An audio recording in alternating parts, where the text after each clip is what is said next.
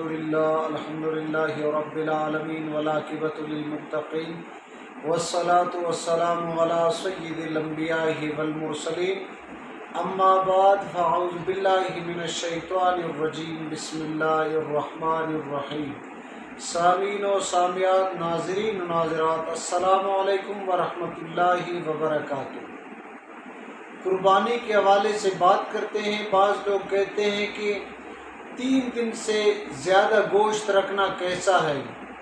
یعنی بعض لوگ کہتے ہیں کہ کوئی گوشت محرم تک، یعنی محرم کے مہینے تک گوشت رکھا تو کیا حادثات پیش آئیں گے، کیا واقعات یا کیا غضبناک واقعات پیش آئیں گے کوئی محرم تک گوشت رکھے۔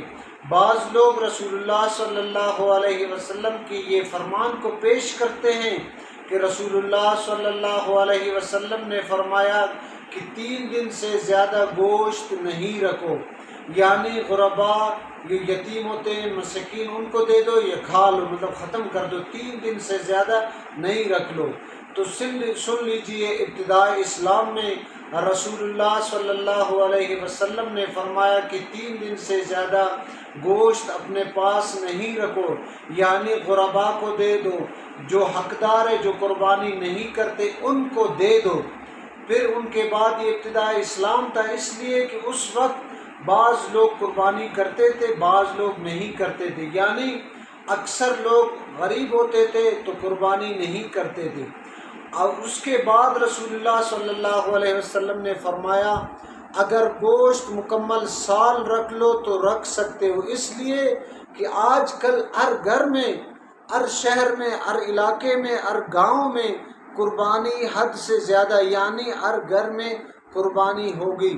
پہلے ابتداء اسلام میں قربانی کم لوگ کرتے تھے، آج کل بہت لوگ کرتے ہیں۔ اگر آج کل محرم کے مہینے میں یا اس کے بعد مکمل سال گوشت رکھ لے تو اس میں کوئی حرج نہیں، یعنی رکھ سکتے ہیں۔ بعض لوگ محرم تک رکھ لے، محرم کے مہینے میں کھا لے تو اس میں کوئی حادثات نہیں پیش آتے، بلکہ یہ جھوٹ ہے۔ بعض لوگ اپنے جھوٹ قائم پر رہتے ہیں اور جھوٹ کو یعنی پھیلاتے ہیں، آگے دوسروں لوگوں کو پھیلاتے ہیں۔